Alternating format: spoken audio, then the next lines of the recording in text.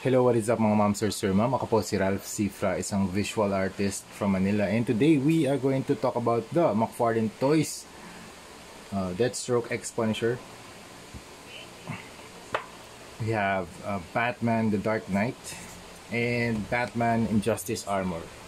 Thank you very much, client, for this opportunity to customize the three of the McFarlane Toys na super cool products nila. And dito kay DS, tawagin na lang natin siyang DS. Gumawa ako ng DSX Punisher Custom. So you have the skull, yung half na skull. Yung sa left side niya, you have the white na skull. Tapos kuha ako ng pointer. Ito. Medyo zoom in natin na onte. Yan.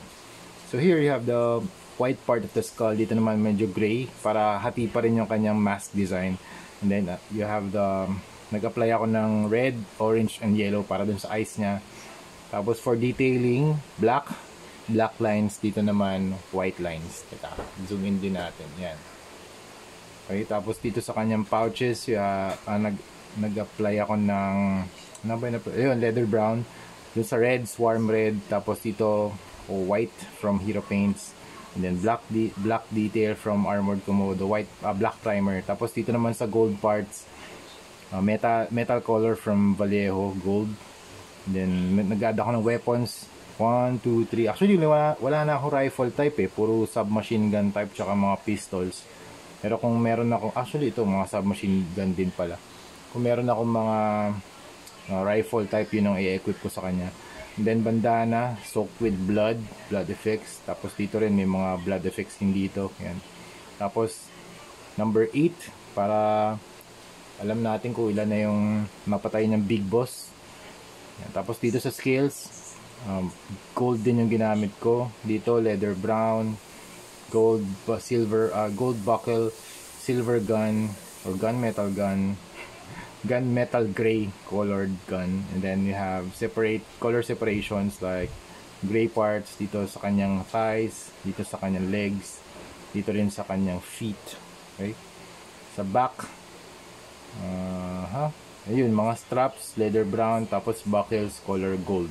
Okay, that's it for Punisher X DS. For the Dark Knight naman, ang gusto lang ni client dito ay magkaroon siya ng gunmetal na color dun sa body niya, tapos gold belt. That's it.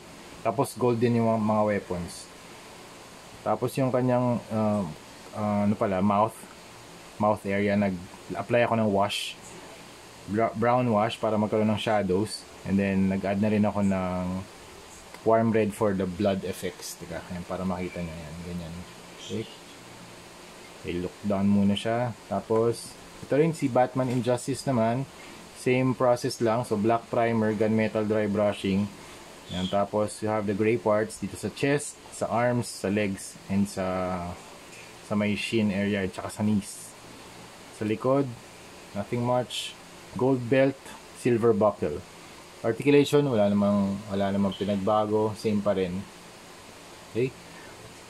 Tapos na-cure natin lahat ng paints from primer, tapos yung mga base coat, dry brushing, and yung top coat. Yung top coat na ginamit natin dito, yung flat clear from Boston. So yan, itong tatlo, meron din sila mga stands for each of the figure with my signature. Yan. Thank you very much, client from Salinas, California, USA. And send natin to sa kanya, kaya gumawa na rin ako ng video para makita niya rin yung buong status ng matatanggap niya sa kanyang side. Matatanggap niya soon, in a few weeks. Usually yan, pag shipping natin 3 to 5 days yan.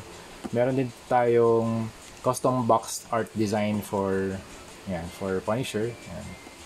And custom box art design din for Batman TDKR. Okay? So yun lang mga ma'am, sir. Thank you very much for watching and see you sa next video. Bye-bye!